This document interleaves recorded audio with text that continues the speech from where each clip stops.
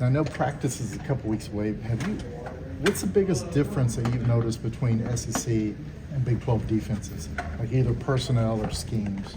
Yeah, well, I think one of the main things is just the talent overall. I'm not saying the Big 12 wasn't talented, but I feel like in the SEC there's a lot more first-round guys, and there are a lot of good coaches that put them in the position to go to the first round. But I think it means a lot to these guys, and they don't do like Big 12 was kind of a lot of 3-3-5, and some teams in the SEC do it, but some teams don't. So that's going to be an adjustment that we're going to have to take a look at for sure. Quinn, one of Sark's priorities was you developing chemistry with this new group of receivers.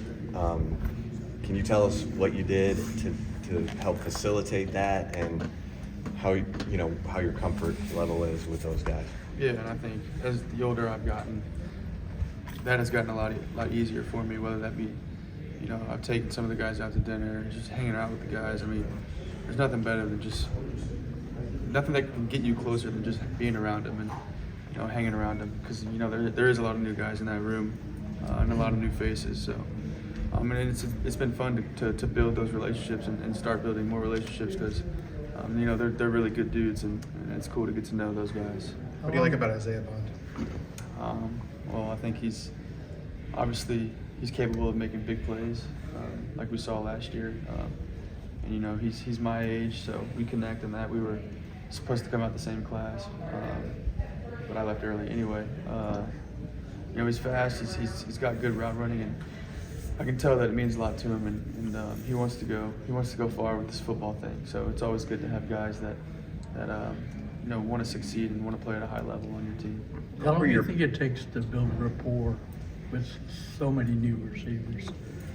That's a process, right? Yeah, no, for sure. Getting timing down with different guys, and because with that receiving crew, besides AD, that was year 2 for me with those guys. So I was comfortable of how they were getting in and out of breaks, and like you said, it does take time to get used to that. And I think we've done a pretty good job so far, and I think it's only going to get better, especially during camp. What are your goals for the off season, and how are you on a path to meet those goals? Yeah, I think one of the main things for me was just become more of a steady leader and a vocal leader, and because if I do those two things, I really think that we'll have a team that will know how to handle adversity, and a team that will be mature enough to win big games and continue to be consistent. How are you handling all the Heisman hype? You and Carson Beck are supposedly 1-2, and what does that mean to you to be mentioned? I mean, yeah, the Heisman is a great honor for sure, but Coach Sark says all the time, with team success comes individual accolades. So at the end of the day, I just want to go out there and take it one week at a time and win every day and win every week. And like I said, when the team wins, all the individuals will get all that cool stuff. What does Quinn Ewers deserve? What does Quinn Ewers deserve to be one of the Heisman favorites? It's a good question. Again, as long as the team's succeeding, I think anybody's capable of getting the awards.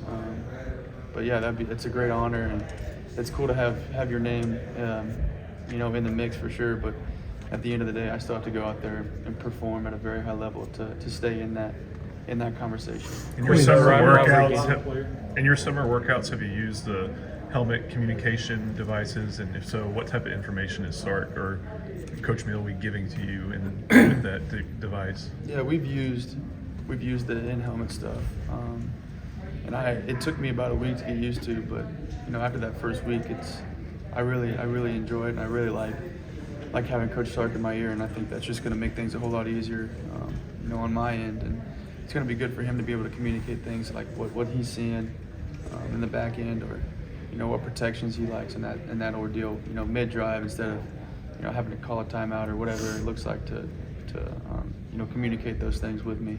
Quinn, you lost a lot of players to the NFL, a lot of leaders. Who has stepped up, including yourself? Who has stepped up to lead this team? I think number one, Barron Sorrell has done a great job stepping up into that leadership role for the defense, and Jade is a good leader as well. Michael Taft's also good. You got Jake Majors Kelvin Banks, who's here, Hayden Connor. I mean, there's more guys. I think the more leaders we have, the better this team's going to be overall. And to be a great leader, you have to be a great follower. So I think we all do a wonderful job of listening to others' opinions and seeing what other people think. But yeah. So on that front, Quinn, when you lose 13 guys to the NFL, it's a lot of talent to go away. How different is this program in its ability to adjust to that now versus when you got here 2 years ago? Yeah, I think it just goes to show how good recruiting's been, and I think we have a whole lot of depth.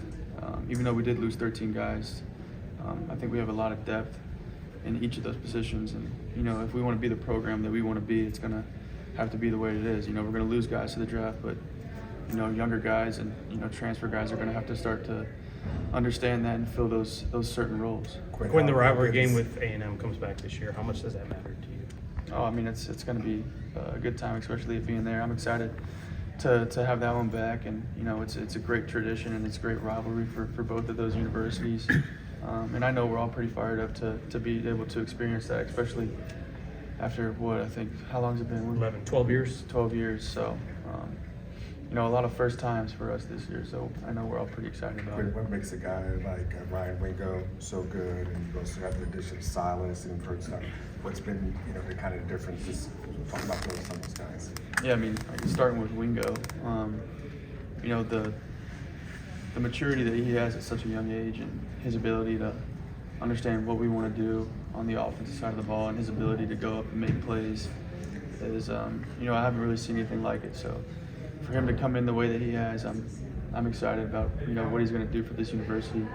And then Silas, coming from Oregon State, I think he's going to be a huge contributor to our success for sure. I think he's going to do a great job wherever Coach Stark ends up putting him. I think he's going to do awesome things with.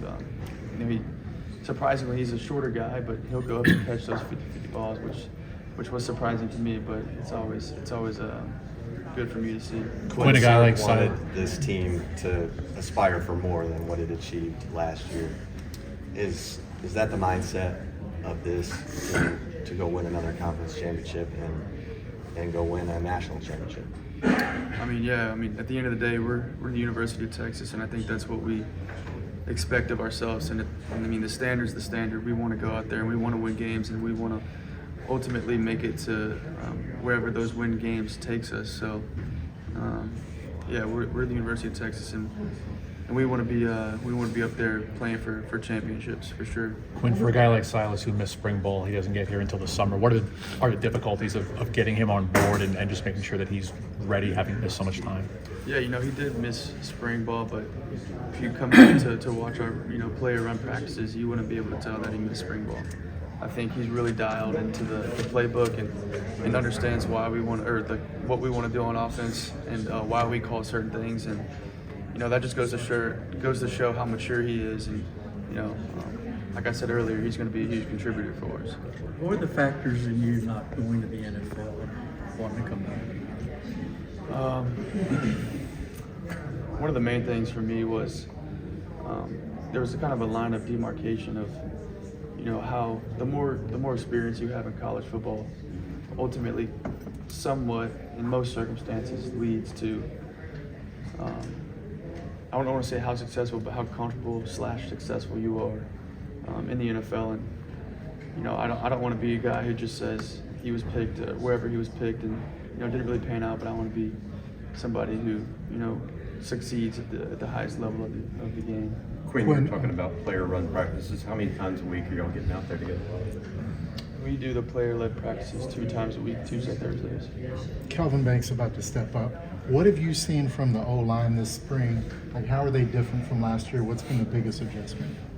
Well, we lost Christian Jones, our right tackle, and I think Cameron has done a good job of filling that role. And having pretty much 4 guys that have been with me the whole time that I've played quarterback is pretty special. You don't hear that a whole lot, and so they've really gelled together, and they're continuing to gel together, and that's only going to help us as a whole, because that's where it all starts. What do you like about Banks being on your blind side?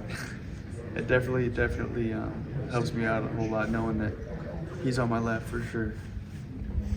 The video game's playbook, how similar is it to parts of Sark's thinking in that playbook? Yeah, there's some similarities, but you know, I was playing it the other day, and it's, you know, the throws that I know that I can make, it's like some of them aren't being made, so it's a little frustrating.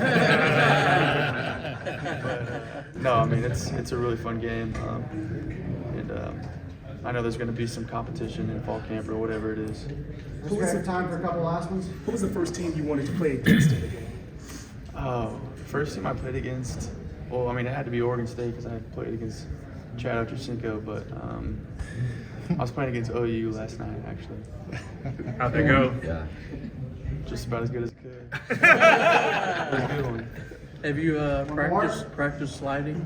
Have I practiced sliding? Yeah. Not really, but we'll see where that takes us.